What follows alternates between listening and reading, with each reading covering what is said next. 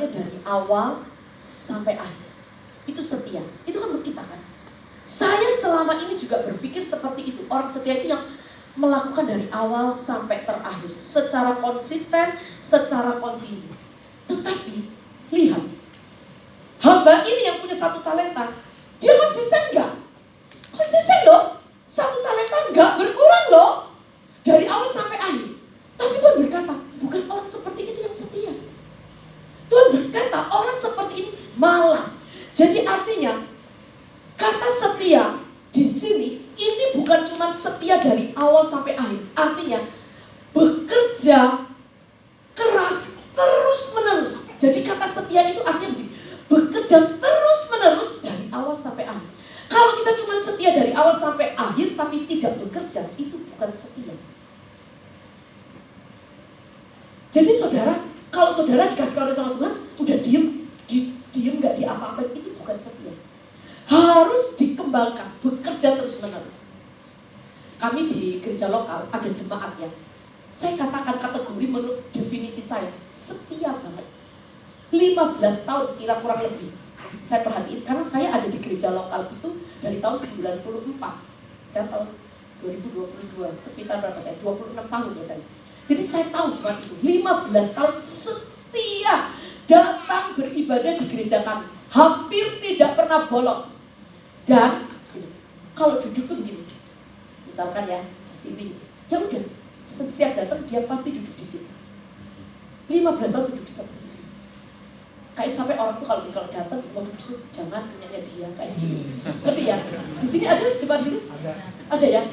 Jadi saya kalau khotbah gini ya, kalau di gereja lokal saya khotbah gini, saya hafal. Di situ ada bapak ini, di situ ada bapak ibu itu, di sana ada tante itu, saya hafal. Kenapa? Karena duduknya selalu di situ. Ngerti ya? Bukan nggak boleh. Kok banyak yang senyum-senyum? Ya? Nah, bukan nggak boleh. Kan maksudnya gitu, saya mau cerita. Si bapak ini ya, dia duduk di situ selama 15 tahun setia beribadah. Tapi maaf, selama 15 tahun dia beribadah, tidak ada kontribusi sama sekali. Dalam arti, ya sudah, dia cukup menjadi jemaat. Itu bukan setia menurut ukuran Tuhan.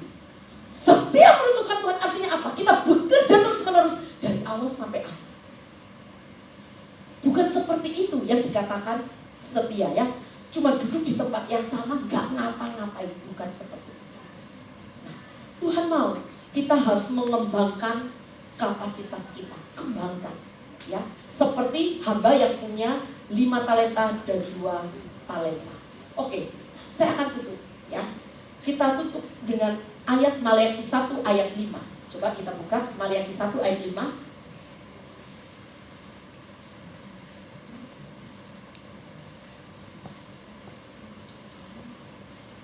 Kita baca sama-sama, 2, 3. Matamu akan melihat dan kamu sendiri akan berkata, Tuhan Maha Besar sampai di luar daerah Israel. Nah, saudara harus mengetahui budaya kuno hari itu di Palestina sana ya. Setiap orang saat itu meyakini bahwa setiap daerah itu ada penguasanya. Jadi misalkan daerah A itu ada penguasanya, dikatakan misalkan dewa ini yang menguasai.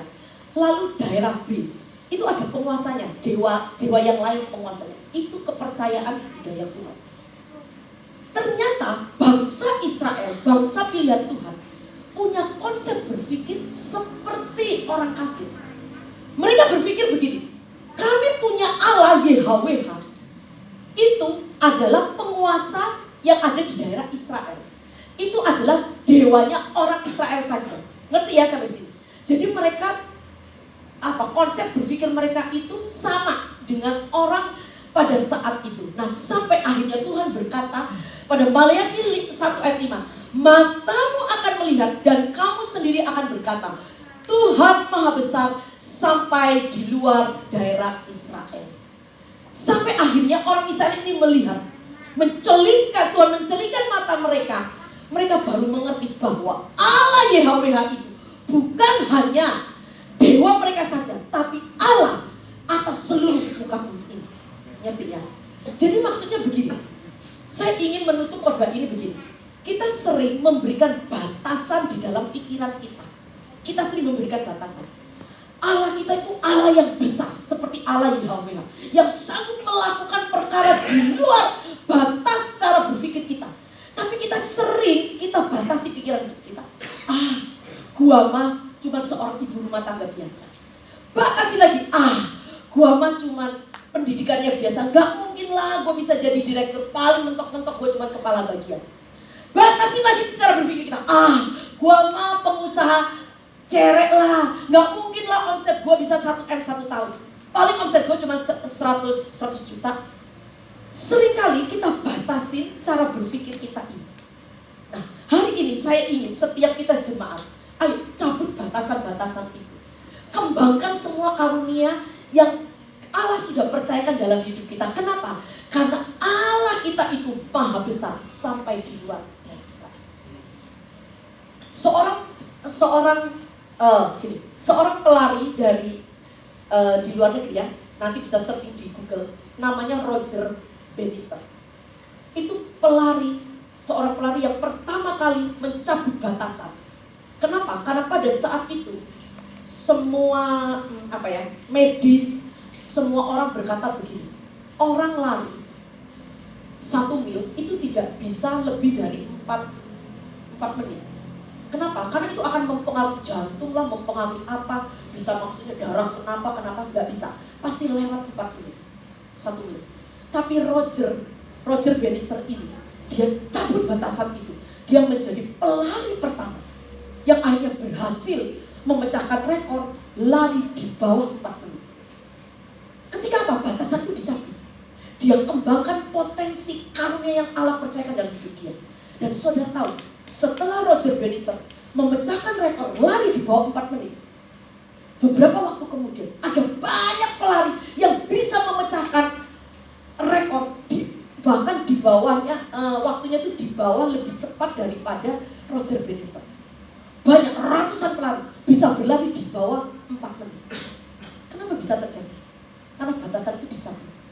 Karena mengembangkan potensi sedemikian rupa. Saudara lihat, orang dunia aja bisa lakukan kembangkan sedemikian rupa. Apalagi kita anak Tuhan.